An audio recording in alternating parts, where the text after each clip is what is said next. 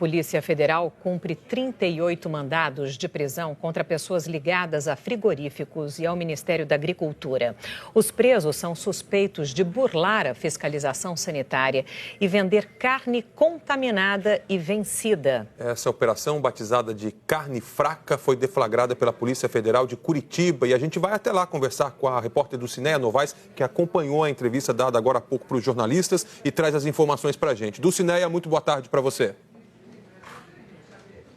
Boa tarde, Larissa. Boa tarde, Sandra. Boa tarde a todos. A Polícia Federal ainda está nas ruas cumprindo os mandados de prisão e de busca e apreensão. O balanço da Operação Carne Fraca será divulgado no fim do dia, mas já se sabe que dos 34 funcionários públicos federais investigados, 20 já foram presos. Também foram presos executivos de grandes grupos. Ronei Nogueira dos Santos, gerente de Relações Institucionais e Governamentais do Grupo BRF, e também o diretor do Grupo BRF, André Baldiceira, além do funcionário do Grupo JBS, Flávio Evers Cassu. Segundo o delegado que cuida do caso, durante as investigações ficou bastante claro que parte da propina era revertida para grupos políticos e citou o PP e o PMDB, mas não deu mais detalhes, nem deu o nome de nenhum político que teria recebido dinheiro. De acordo com as investigações da Polícia Federal, havia dentro do Ministério da Agricultura 3 grupos distintos que pediam vantagens indevidas com a cobrança de propina e também até de produtos. A operação mobilizou 1.100 policiais federais, principalmente nos estados do Paraná, Minas Gerais e Goiás. A Polícia Federal diz que grandes frigoríficos de todo o Brasil pagavam propina para vender produtos vencidos e até carne moída com papelão. No despacho, o juiz Marcos Josegrey da Silva afirma que o ex-superintendente regional do Ministério da Agricultura no Paraná, Daniel Gonçalves Filho, e a chefe do Departamento de Inspeção de Produtos de Origem Animal do Ministério da Agricultura, Maria do Rocio Nascimento, eram os chefes do esquema. Um dos frigoríficos investigados é o Larissa, que tem uma filial em Iporã, interior do Paraná. Em uma conversa gravada em maio de 2016, o dono, Paulo Rogério Espósito, manda um funcionário usar produtos vencidos há 3 meses. Seu Paulo, oi. Achamos umas paletas 127 que estão vencidas desde fevereiro. Manda embora ou deixa na produção para eles usar? Deixa na produção para eles usar. Paulo Espósito é um dos presos. Em Goiás, o principal apontado como responsável pelo esquema é o chefe do Departamento de Inspeção de Produtos de Origem Animal, Diniz Lourenço da Silva. No despacho do juiz, está escrito que Diniz viabilizou a manutenção em funcionamento de unidade da BRF em Mineiros, interior de Goiás, cuja indicação era de suspensão de atividades. Ainda de acordo com as investigações, a fábrica da BRF em Mineiros estava contaminada pela bactéria Salmonella e, mesmo assim, continuou exportando carne para a Europa. Outro grande frigorífico investigado é o JBS. Em uma conversa entre o gerente de produção do frigorífico, Luiz Fossati, e um funcionário, eles falaram em colocar papelão junto com a carne moída, que eles chamam de CMS. O problema é colocar papelão lá dentro do CMS também, né? Tem mais essa ainda. Eu vou ver se eu consigo colocar em papelão. Agora, se eu não conseguir em papelão, daí infelizmente eu vou ter que condenar. Aí tu pesa tudo que nós vamos dar perda. Não vamos pagar em rendimento isso. Na entrevista coletiva, o delegado da Polícia Federal disse que um dos fatos descobertos nas investigações também foi a fraude no fornecimento de carne para merenda escolar, com a troca de ingredientes mais baratos do que a carne bovina.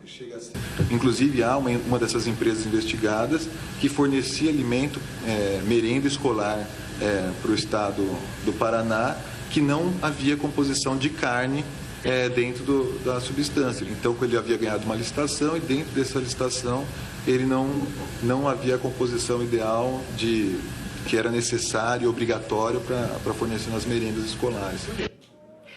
Por meio de nota em relação à operação realizada pela Polícia Federal na manhã de hoje, a JBS afirmou que não há nenhuma medida judicial contra os seus executivos e que 3 unidades produtivas da companhia foram alvo da operação de hoje. Declarou também que a JBS no Brasil e no mundo adota rigorosos padrões de qualidade e que tem certificações emitidas por entidades reconhecidas.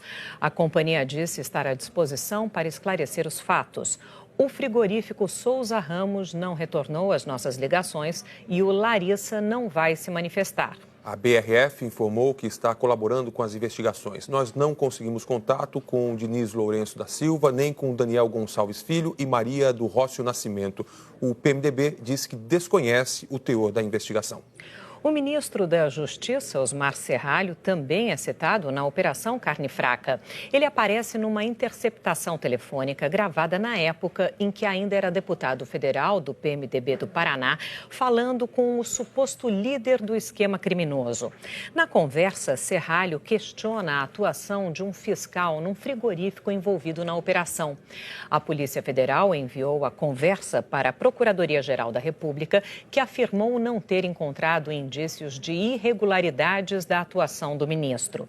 Em nota, o Ministério da Justiça informou que Serralho só ficou sabendo hoje que o seu nome apareceu na investigação e destacou o fato de nem o Ministério Público e nem o juiz do caso terem visto ilegalidade na conversa gravada.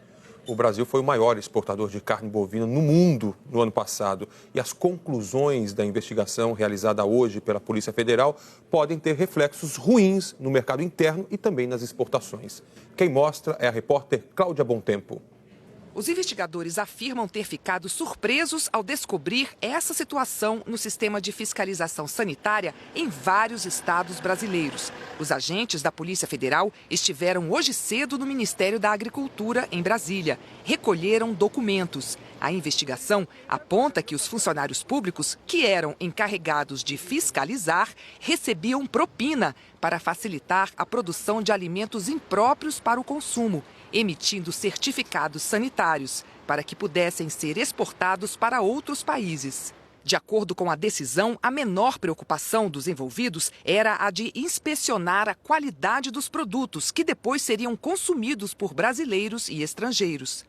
E entre as irregularidades apuradas está a emissão irregular de certificados de liberação para exportação. O ministro da Agricultura, Blairo Maggi, que estava em licença, anunciou que vai voltar para Brasília. Disse que as investigações da Polícia Federal indicam um crime contra a população brasileira, que merece ser punido com rigor. Segundo o ministro, todos os envolvidos serão afastados e vão ser instaurados procedimentos administrativos. As explicações sobre as consequências dessas fraudes no mercado brasileiro e os riscos disso afetar os acordos internacionais, as exportações, serão dadas pelo Ministério da Agricultura hoje à tarde. O Brasil é o segundo maior produtor de carne do mundo, só perde para os Estados Unidos, e o maior exportador mundial de carne bovina. Em 2016, o Brasil exportou para mais de 15 países, os que mais compram a carne brasileira: China, Hong Kong, Arábia Saudita, Rússia e Japão. O total exportado no ano passado foi de 14 bilhões de dólares, entre frango, carne bovina e suína. Em nota, a Confederação da Agricultura e Pecuária disse que considera lamentável a denúncia de que alguns dos principais frigoríficos do país, com o apoio de uma rede de fiscais agropecuários do Ministério da Agricultura, estariam envolvidos num esquema de venda ilegal de carnes ao consumidor, que os produtores rurais têm dado uma grande contribuição ao desenvolvimento nacional e que não é justo que a imagem seja manchada pela ação irresponsável e criminosa de alguns. As ações de empresas investigadas na operação da Polícia Federal lideram as quedas hoje na Bolsa de Valores de São Paulo. Agora há pouco, as ações da BR Foods caíam 7,85% e os papéis da JBS 8,5%. Essas quedas puxam para baixo o principal índice da Bolsa, o Ibovespa, que está no vermelho em mais de 2%.